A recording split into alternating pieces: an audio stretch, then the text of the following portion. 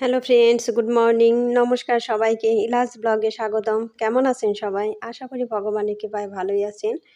এই তো আমিও আপনাদের আশীর্বাদে তাড়াতাড়ি সুস্থ হয়ে গিয়েছি। 2 দিন অসুস্থ ছিলাম। আজকেও কণ্ঠটা ভালো হয়ে সারে নাই। আজকে আমি ভয়েসটা দিচ্ছি হলো রবিবারে। আর এই যে কাপড় চোপড়গুলো এই খাটেই এমনি রেখেছি পরে আর ভাঁজ করা হয় নাই, কারণ এই খাটে আমরা থাকিও না, এই জন্য এই খাটেই আমি ধুয়ে নামিয়ে রাখছি। তাই ভাবলাম যে একচোটে ভাঁজ করে তারপর ঘরটর ঝাড়ু দিয়ে নিব। এই ঘরে বেশি আসি না দেখে এগুলো আমার ভাঁজ করা হচ্ছে না। এই জন্য আজকে সকাল 6টায় ভাবলাম যে এগুলো আগে আমি ভাঁজ করে নিই, তারপর ঘরটর ঝাড়ু দিব। আর বন্ধুরা, একটা লাইক দিয়ে আমার ভিডিওটি কন্টিনিউ করবেন। আপনাদের একটা লাইক আমার ভিডিওটিকে এগিয়ে যেতে সাহায্য করবে। আর ভিডিওটি স্কিপ না করে পুরোটাই দেখবেন। আশা করি ভগবানের কৃপায় ভালোই লাগবে। এই তো আমার কাপড় চোপড় ভাঁজ করা হয়ে গিয়েছে। তারপর এখন ঘরটর ভালো করে একটু ঝাড়ু দিয়ে নিব। আর শরীরটা কিন্তু খারাপ, তারপরেও এইসব কাজ করতেছি, কারণ এই ভিডিওগুলো আমার এই শরীর অসুস্থর মধ্যেই। তারপরে করা কি, 2 দিন তো ভিডিও ভালোভাবে করতেও পারিনি।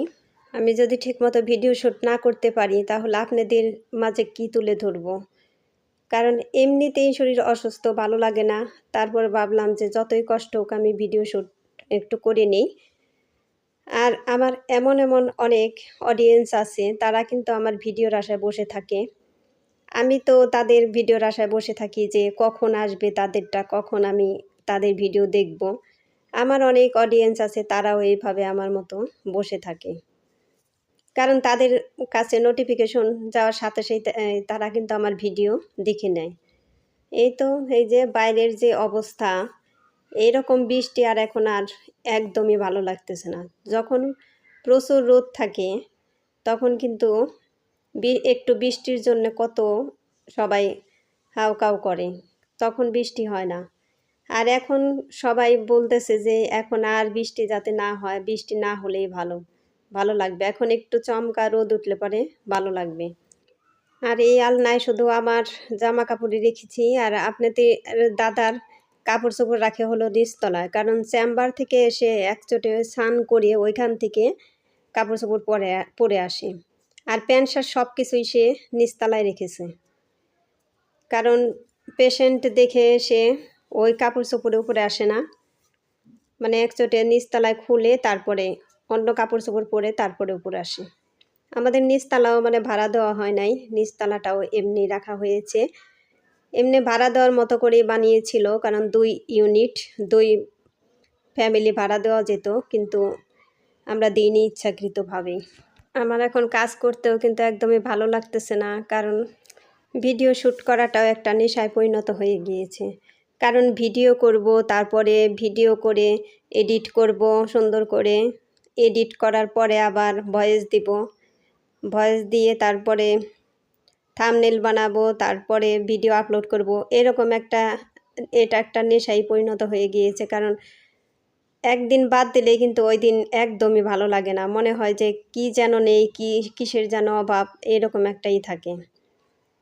আমার মনে হয় সবারই একই রকম অবস্থা, আমাদের মতো যারা এইরকম অবস্থায় আছি সবাই একই অবস্থা।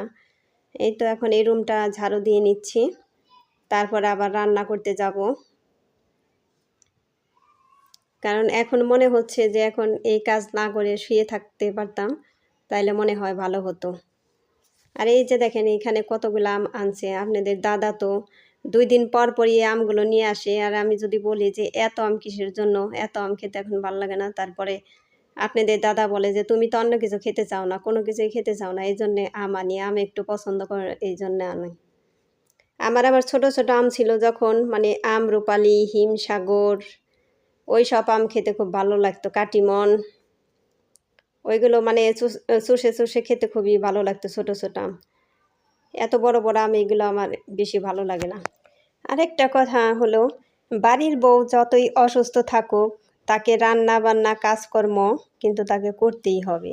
এটা এখন আমি নওলা মাছ রান্না করব। এই নওলা মাছ কিন্তু খুবই বড় ছিল, আর মাছগুলো খেতেও খুবই টেস্ট ছিল।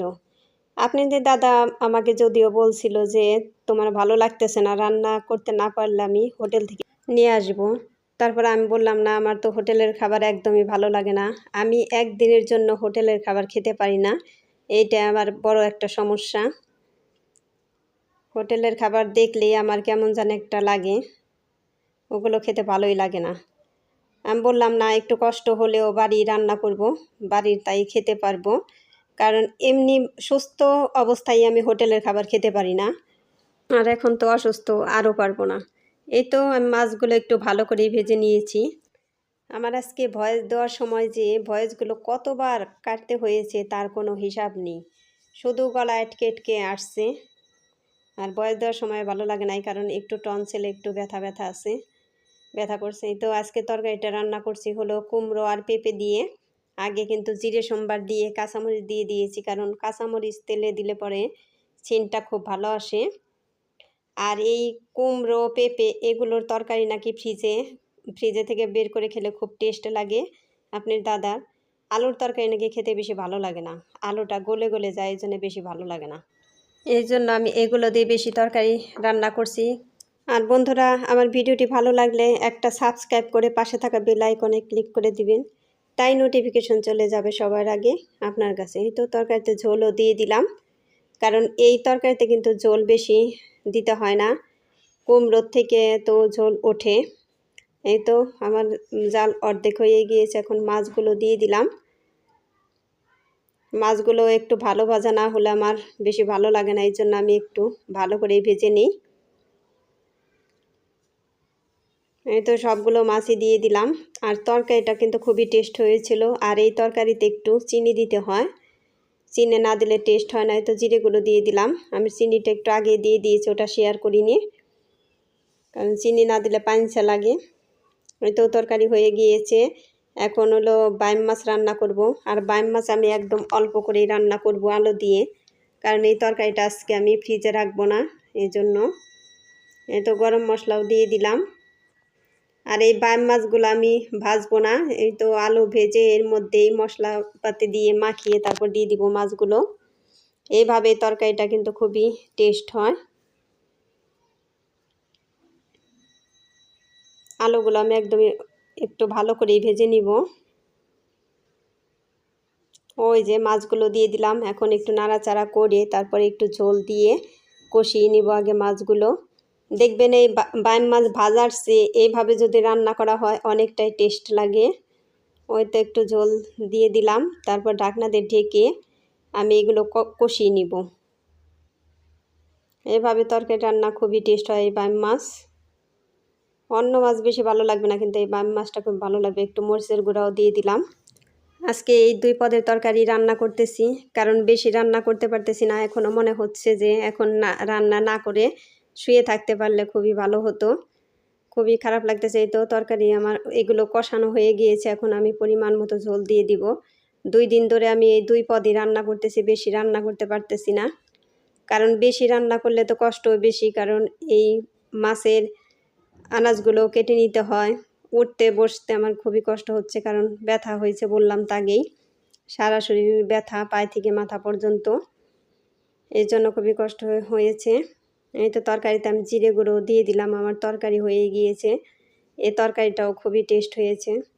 এই তো এখন সাথে সাথে আমি চুলাটাও পরিষ্কার করে নিব, কারণ সাথে সাথে চুলা পরিষ্কার না করলে কিন্তু পরে শরীরে একটা আলসি এসে যায়।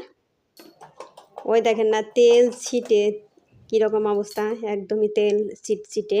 আর আমার এই স্প্রেটা খুবই ভালো, এই দিয়ে পরিষ্কার করলে খুবই ভালো হয়, একদমই চকচকে হয়, একদম আয়নার মতো ঝকঝকে দেখা যায়, অনেক সুন্দরই দেখা যায়।